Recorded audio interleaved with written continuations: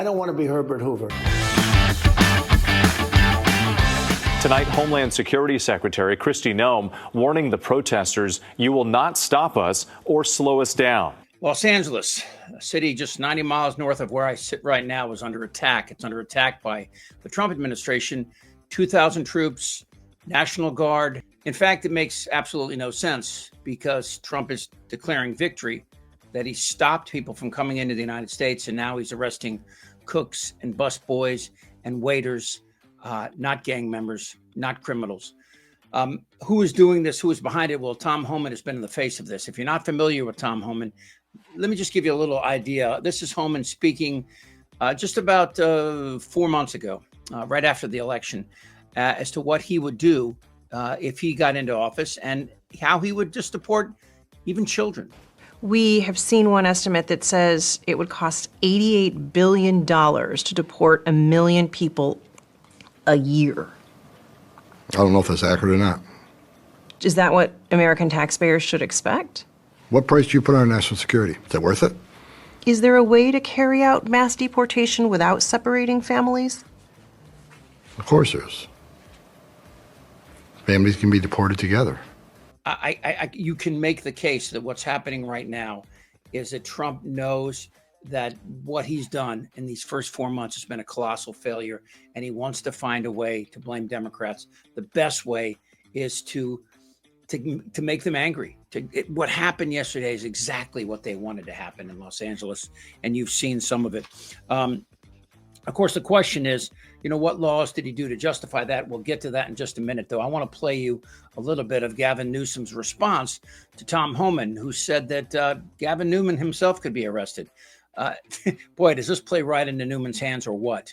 As you know, Gavin Newsom, is planning to run in 2028. He's actually pushed himself to the center quite a bit, most recently, and I think that I really do believe that the Trump administration wants to use this to keep him from growing in popularity, when in fact the exact opposite will happen.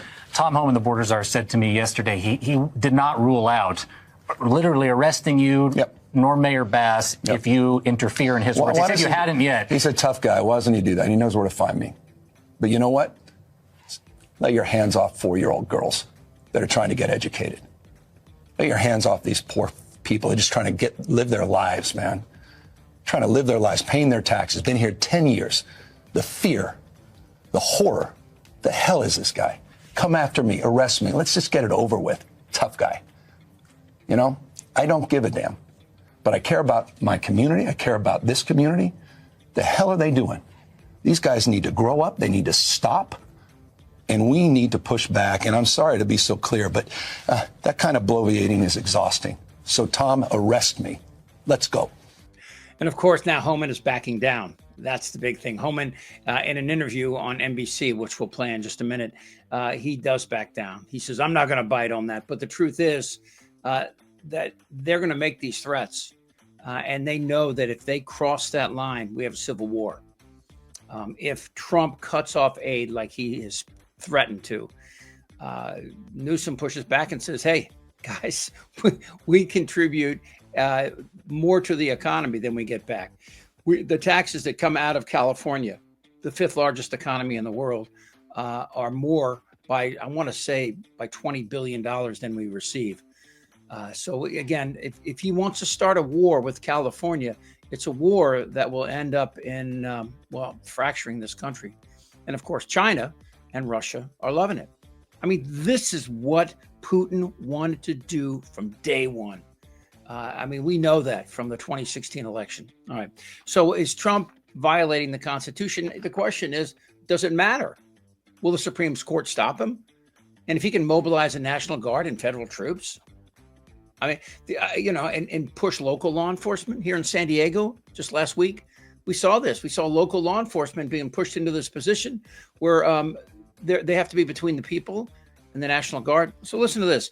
Trump cited Title 10 of the U.S. Code, a federal law that outlines the role of the U.S. Armed Forces in the June 7th order to call members of the California National Guard into federal service. This is the first time in our nation's history where the governor did not request assistance, yet it was pushed. Now, I want to play this interview because I think this is really important to understand Tom Homan. First of all, Tom Homan sounds drunk whenever he talks. Listen to this guy and tell me he doesn't sound like he's shit-faced. Again, this is Tom Homan, who is in charge of prosecuting this war against people who aren't committing crimes. Again, you know, when you hear about MS-13, I just want you to remember this statistic.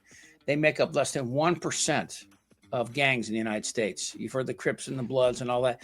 We're not going after the Crips and Bloods. We're going after a group that has marginal impact in the lives of people. And one more time, sanctuary cities, which they've threatened to destroy, were the safest cities for undocumented people to live, and us as well, because if there were people there from MS-13 or a gang south of the border, there would be absolutely no reason why locals would not call it in, because they weren't going to be deported in a sanctuary city. Anyway, this is the interview with Tom Homan. The left's pushing that false narrative. Some of these students, of course, not gang members, those who have been detained. Let me ask you this. You, of course, worked for the Obama administration, an administration that was very successful in securing the border, deporting a lot of people, even that Democrats were critical of the administration for doing so. But a lot of the tactics being used now by the Trump administration were not used then, when those numbers were higher than they are now. So why have things changed under President Trump? Is there indeed some sort of quota system put forth by Stephen Miller or others?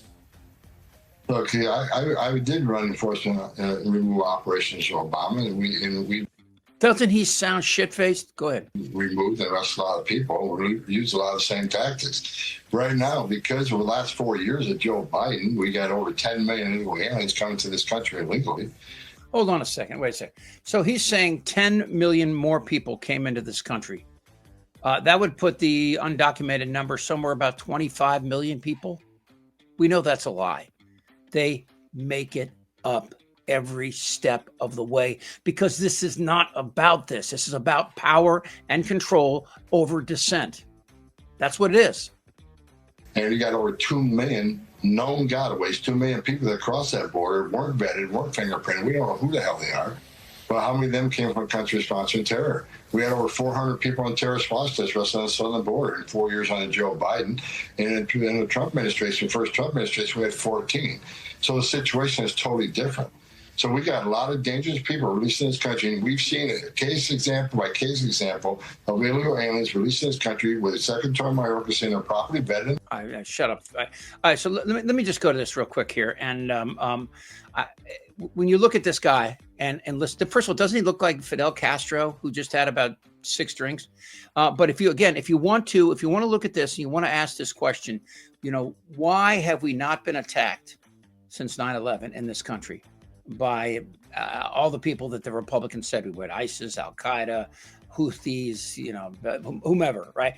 We haven't been attacked because the FBI has done a tremendous job protecting us through both Republican and Democratic presidents. We have had an amazing track record because they work their ass off. So what does Kash Patel say when he's going to do the first day he became head of the FBI? I'd shut down the FBI Hoover building on day one and reopening the next day as a museum of the deep state.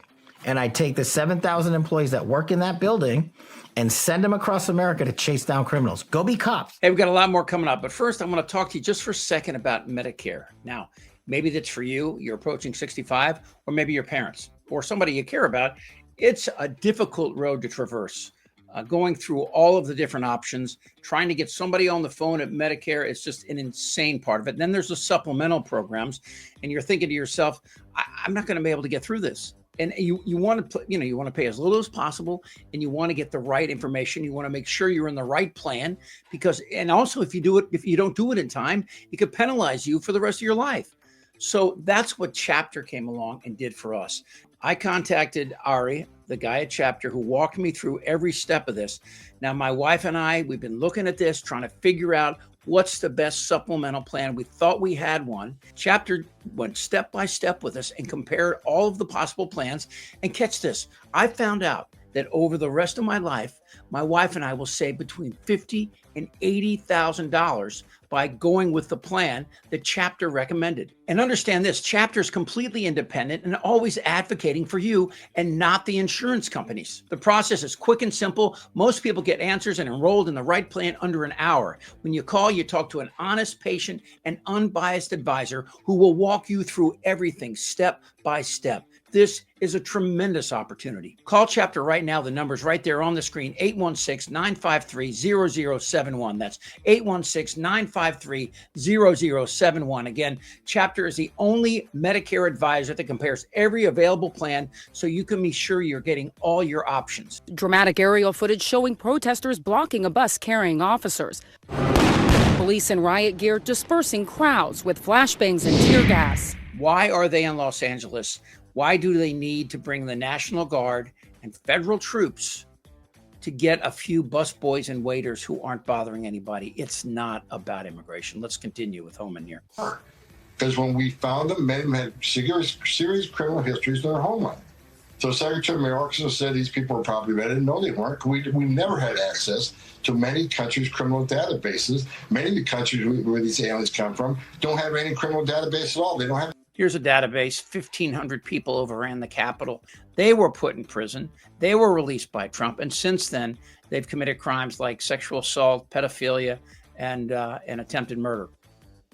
These 1,500 people, not these busboys in LA. As we had. So it's a different ballgame right now. The last 4 years of Biden administration, open borders, we know that public safety threats by the tens of thousands have been entering this country, national security threats made in this country. And again, 2 million people paid more to get away. They didn't pay less to an alien smuggler organization to get a free airline ticket to the. My God, can you understand a freaking word this guy's saying? City of their choice, a free hotel room, 3 meals a day, free medical care, and work authorization. And the like were not meant for this. One of his toughest critics right now is, of course, California Governor Newsom. We want to give you a chance to respond. Governor Newsom, in an interview with NBC News, said, quote, just get it over with in terms of you arresting him. He says, quote, he's a tough guy. Why doesn't he do it? He knows where to find me. So, Tom, arrest me. Let's go. That was the governor of California talking to you. Look, I'm not biting on that. The NBC reporter that interviewed me very dishonest. We did a 20-minute interview, and he cuts out a little clip that makes me and takes my words out of context. Here's what. You said you were going to arrest him, and now you're backing down. Look, this is just the beginning. Trump is sending federal troops into California not to try to find terrorists, not to try to find MS-13, but to show Newsom and to show the country that he's in charge. That any unrest will be seen as an insurrection. Any voices in protest will be seen as possible terrorists. And if you don't think he'll try this right before the 2026 elections to stop them, especially if America stands ready to turn this administration over, then you're naive. But we've seen this today. We have seen tens of thousands of Americans stand up, not only to these federal troops, but to Trump.